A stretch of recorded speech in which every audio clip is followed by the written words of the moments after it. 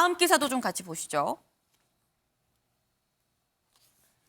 일본 정부 피고 기업은 미쓰비시 중공업과 일본 제철을 얘기를 하죠. 피고 기업은 징용 보상에 참여하지 않기로 내부적으로 좀 결론을 내렸다라는 지금 쌍따옴표입니다. 얘기가 지금 나오고 있습니다.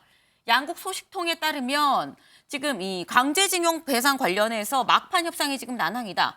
일본은 경제단체를 통한 자발적 기부도 이 생각을 하고 있는데 강제동원 재단엔 못하게 막았고 이 한국이 징용 문제 해결을 속도를 내다 보니까 일본이 이걸 악용하려 하는 거 아니겠느냐라는 얘기가 나오고 있습니다. 요 바로 앞선 기사에서 저희가 확인을 했죠. 일본 긍정적으로 좀 긴밀하게 소통을 하겠다. 뭔가 징용 배상에 대해서도 어느 정도 좀 한 발 더 나아간 그런 입장을 낼 것 같았는데 지금 일단 소식통 얘기로는 이렇습니다. 네. 관련해서 댓글로 대체 이걸 어떻게 풀어가야 될지도 좀 질문을 주시면 또 조언을 주시면 좀 저희가 같이 좀 얘기를 해볼 수 있도록 할 텐데요. 네, 이거는 김재섭 위원님께 좀 여쭤보겠습니다. 지금 한일 간 얘기가 나오는 게 강제징용 관련해서 제3자 대위 변제를 지금 생각을 하고 있는 거잖아요. 제3자가 대신 좀 이렇게 내서 기금을 마련을 해갖고 배상을 하는 이런 방법. 근데 여기에 지금 이 기사에 따르면 일본 정부도 피고 기업도 참여를 안 한다면 이게 의미가 있는 걸까라는 생각이 들기도 합니다. 사실 이제 우리 대법원 판결이 난 이후에 네. 어떻게 보면 우리 정부 쪽에서는 좀 진퇴양난에 빠진 면이 좀 있습니다. 그러니까 이 한일 관계라고 하는 특수성 때문에라도 네. 한국 정부 입장에서는 어떻게 쉽게 움직이기 좀 어렵거든요. 그냥 대위 변제를 그냥 해버리는 것도 어려운 것이고 실제로 징용 보상을 해라고 계속 끊임없이 요구하는 것도 한일 관계 악화 면에 있어서도 좀 까다로운 부분이 있기 때문에 네. 사실 이런 진퇴양난이 있고 이거는 결국 이제 정치적으로 풀어야 된다고 생각합니다. 근데 그 정치적으로 푼다라고 하는 것이 네. 기본적으로 정부에 대한 지지율이라든지 정부에 대한 신뢰도 이런 것들이 굉장히 높을 때 사실 이런 문제는 조금 더 쉽게 해결이 되거든요. 근데 아직까지 뭐 국민의힘 수준도 마찬가지고 민주당도 마찬가지고 대통령 지지율도 마찬가지고 네. 계속 좀 답보 상태에 있는 게 맞거든요. 굉장히 막 50%가 넘거나 이러진 않은 상황이기 때문에 나름의 교착 상태이기 때문에 네. 저 문제를 함부로 건드려서 뭔가 하기에는 사실 정치적으로 좀 까다로운 면이 좀 분명히 있었을 거라고 생각합니다. 네. 그렇다고 해서 정부가 손 놓고 있는 것은 절대 아닐 것이고요. 음. 저는 그런 의미에서 3.1절 기념사에는 저 징용 문제가 일부러 조금 뺀 게 아닌가 싶습니다. 어떤 이런 정치적인 문제 때문에 저걸 방치하고자 해서 한 것이 아니라 네. 훨씬 더 세련되게 풀기 위해서 저는 약간 물밑 협상을 계속 해 나가고 우리 국민들이 원하는 수준에 맞게끔 네. 외교적 협상들을 해 나가는 과정 속에서 저는 이런 메시지가 나왔다고 생각하고요. 저희 이제 3.1절 기념사 관련돼서도 뭐 말씀을 많이 해주셨지만은 비판하신 분들 많다고 생각합니다. 그런데 저는 이 미래라는 방점을 분명히 저는 찍어야 된다고 생각을 하는 것이 네. 대한민국 국민들 가운데서 일본이 좋아서 우리가 뭐 외교를 하고 통상을 하고 하는 사람은 없을 거라고 생각합니다. 근데 전적으로 외교나 통상은 아주 전략적으로 이해관계에 맞게 또 움직여야 되는 부분들이 저는 분명히 있다고 생각하거든요. 네. 저는 그런 물꼬를 트기 위해서 윤 대통령이 불가피하게 이렇게 어떤 강제징용이라든지 좀 예민한 문제들을 물밑 협상으로 놔두고 기념사에서는 언급하지 않았다고 생각합니다. 그래서 앞으로 어떤 식으로 정부가 저 문제를 풀어갈지 우리가 좀 지켜볼 필요가 있겠지만은 적어도 한일 관계 개선이라는 면, 그다음에 한일 관계가 좀 더 좋아진다는 면 이런 면에 있어서는 확실히 전환점이 될 저는 중요한 기념사였다 이렇게 평가합니다. 네. 지금 사실 앞선 기사에서 좀 저희가 얘기를 나눠봤습니다만 정상회담 얘기가 나왔습니다. 이 한일 정상회담을 앞두고 지금 뭔가 뭔가 문제가 될 수 있는 쟁점이 될 수 있는 부분은 좀 얘기를 안 한 게 아니겠느냐라는 기사도 저희가 봤는데 신정현 부위원장님. 네. 지금 한일 정상회담을 앞둬서 이게 현실적으로 약간 그럴 수밖에 없는 상황도 좀 고려가 됐다라는 기사는 어떻게 보세요? 외교적으로는 충분히 고려해 볼 수 있는 사항이라고 생각합니다. 네. 충분히 이제 외교적으로 논쟁이 될 만한 부분들은 3.1절에서는 뭐 기념사에서 뺄 수 있다라고 우리가 뭐 최대한 양보해서 그렇게 말할 수도 있지만 네. 중요한 것은 윤석열 정부가 어떤 역사관을 가지고 있느냐 여기에 우리가 좀 바라볼 필요가 있는 것입니다. 단순히 외교적 문제이기 때문에 그런가? 그렇지 않다라고 저는 생각을 하는 게 2018년 대법원 판결에서 강제징용 피해자들에 대한 배상 판결이 나지 않았습니까? 그거에 대한 판사의 판결을 비판했던 분이 있습니다. 바로 김영호 교수라는 분이죠. 그런 분을 통일부의 통일미래기획위원장으로 앉혔습니다. 이분은 근본적으로 강제징용 피해자에 대한 문제 제기를 하는 것에 대해서 반대 입장을 내셨던 분들이에요. 그런 어떤 윤석열 정부의 인사의 문제가 이번 3.1절에서는 어떻게 나타납니까? 세계의 변화에 제대로 준비하지 못한 우리나라의 잘못으로 인해서 결국은 이런 상황이 되었다라는 것으로 연설을 하심으로써 현재도 살아계신 강제징용 피해자분들, 위안부 할머니분들 이런 분들의 마음에 대못을 박았다라는 것이죠. 이러한 결에서 사실 지금 이런 한일 관계의 어떤 이런 그리고 방금 얘기하셨던 정상회담의 문제를 넘어서서 지금 이 순간에 윤석열 정부가 갖고 있는 역사관이 이렇다라는 것에서 저는 더 큰 문제의식을 느끼고 있습니다. 지금 문제가 있다라고 좀 말씀을 또 다시 해주셨습니다. 근데 사실 이게 굉장히 지금 까다로운 얘기입니다. 아까 김재섭 위원께서는 이게 물밑으로 얘기를 하기 위해서 잠깐 좀 빼놓은 게 아니겠느냐라고 이 말씀을 하시기도 했는데 최진영 변호사님 어려운 질문 하나 드려보겠습니다. 어떻게 풀어야 이게 이 난제가 풀릴 수 있는 걸까요? 어떻게 접근을 해야?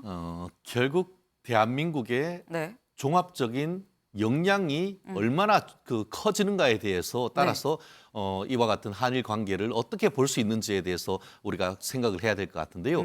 말씀하신 것처럼 대한민국 누구도 일본 제국주의, 지금 현재의 일본국이 아닌 일본 제국주의를 사랑하거나 좋아하는 사람은 없습니다. 네. 그거에 대해서 명확하게 우리는 선을 끊고 있습니다. 그렇기 때문에 우리가 역사를 잊은 그 민족에게 미래는 없다는 것은 우리가 국민이면 누구나 공감을 합니다. 하지만 네. 21세기에 있어서 지금 대한민국은 조선 망할 때의 어떤 조선과는 완전히 다른 지금 그 국가 아니겠습니까? 그렇기 때문에 지금 협상력 자체에 있어서도 한국과 일본은 사실상 거의 대등하고 네. 어떤 미래학자들 같은 경우에는 조만간 한국의 어떤 GDP나 이런 것들이 일본을 추월할 것이다라고 얘기를 하고 있지 않습니까? 네. 나아가 지금 예전 세대는 거의 다 돌아가시고 지금 MZ 세대 같은 경우에는 어떻죠?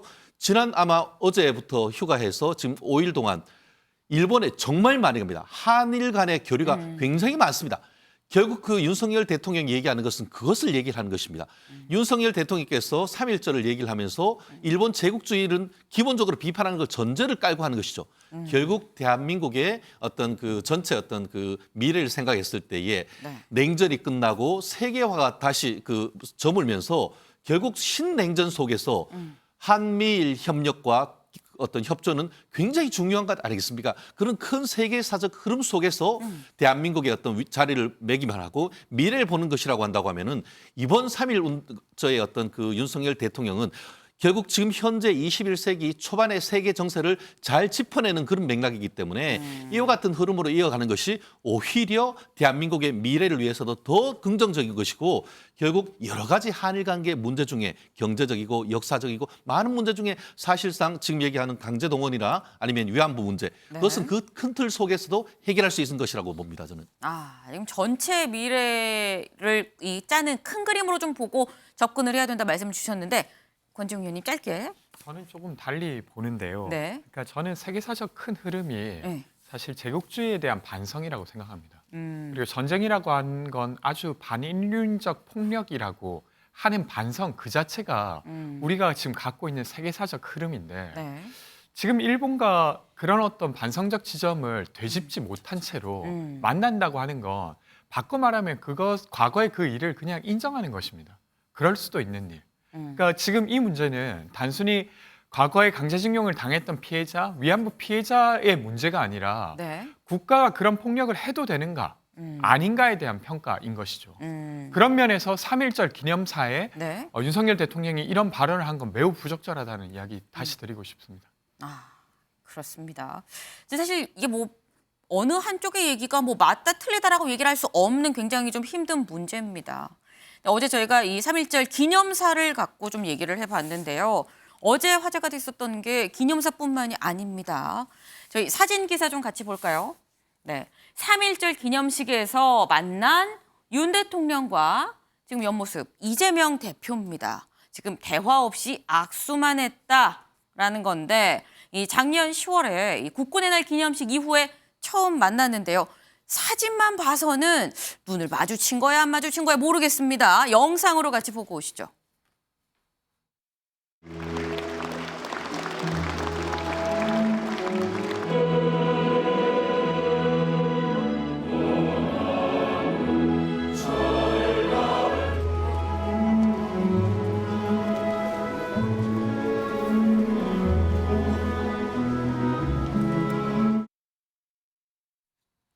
네, 아주 약간 짧은 순간이었습니다.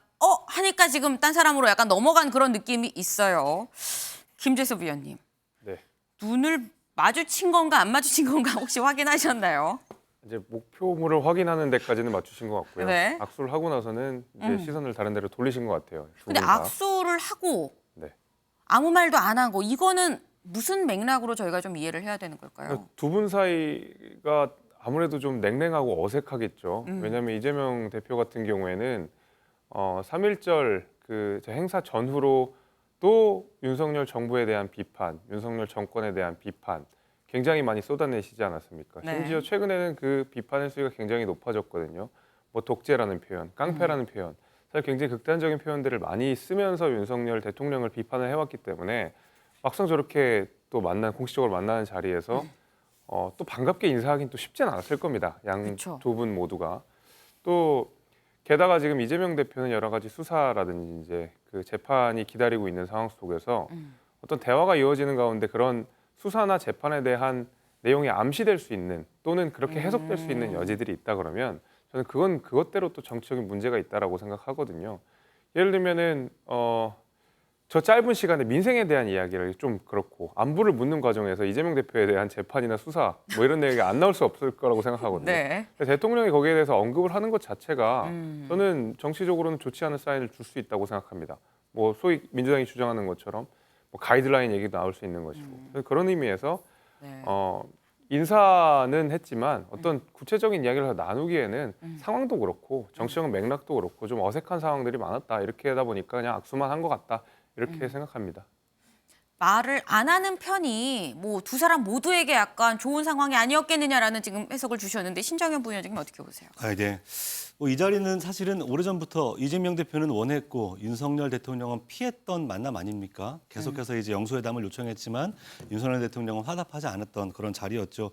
지난 10월 이후로 두 번째 만남이라는 게 기가 막힌 일입니다. 원래는 이제 야당 대표와 이제 대통령은 꾸준히 이제 중요한 국가 이슈에 대해서 의논하고 협의를 해야 되는 상황이었는데요.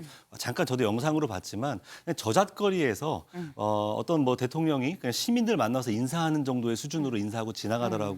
근데 그것이 지금 이 순간에 어쨌든 1,600만 명의 지지를 받았던 야당 대표 무엇보다도 국회 내에 제1당 가장 많은 의석수를 가지고 있는 제1당 대표를 대하는 태도인가.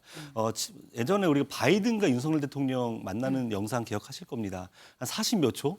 윤석열 대통령의 의지만 있었어도 그 40몇 초를 가지고 바이든 대통령에게 IRA에 대한 무언가를 전달했던 것처럼 국정의 핵심 이슈가 이러니 우리 같이 힘합쳐 봅시다라는 짧은 대화라도 했을 것 같아요. 단 근데 3초? 그러면 예. 궁금한 부분이 예. 그동안 이재명 대표가 굉장히 거의 한 10번 가까이 10번 넘었나요? 만나자 영수회담 하자라고 얘기를 했었는데 만나서 한번 보시죠라고 얘기를 왜 안 한 걸까요? 가장 큰 것은 우리가 모두가 쉬쉬하지만 모두가 알고 있는 사실입니다. 윤석열 대통령은 이재명 대표에 대한 범죄 혐의자라는 시각으로 바라보고 있는 거예요. 국정에 대한 파트너로 정치적 협력의 대상자로 보는 것이 아닌 것입니다. 네. 아직까지도 대통령이자 최고 정치인의 역할이 아니라 검찰총장으로서 정치를 바라보는 시각을 내려놓지 못한 것이죠. 정치에 이런 말이 있습니다. 정말로 필요하다면 국민의 희망을 위해서 똥이라도 집어먹어야 된다. 이런 말이 있어요.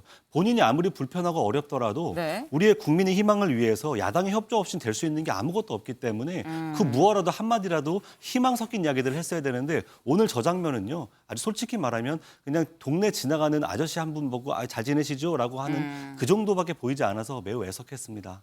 지금 윤 대통령이 이재명 대표를 동네 지나가는 아저씨로 본 거 아니겠느냐라는 말씀을 주셨습니다. 지금 약간 이 냉대를 당했다라는 지금 취지로 말씀을 주셨는데 이재명 대표 저렇게 악수를 하고 말없이 악수만 하고 기념사를 듣고 난 뒤에 이렇게 얘기를 했습니다. 같이 들어보고 오시죠. 피해자가 억울해서 가해자에게 진심으로 사과해라. 배상해라. 이렇게 요구하고 있는데 피해자를 보호해야 될 정부가 나서서 돈 필요해, 얼마면 돼, 내가 대신 줄게, 이런 자세를 취하고 있습니다. 여러분, 억울해서 있는 객관적 사실을 인정받고 싶어서 수십 년 인생을 바쳐서 싸우고 있는데 마치 돈이 없어서 싸우는 것처럼 사람을 처참하게 모욕하는 것이 바로 이 정부입니다. 네, 이재명 대표 이 윤 대통령의 3.1절 기념사에 대해서 굉장히 날선 비판을 내놨습니다.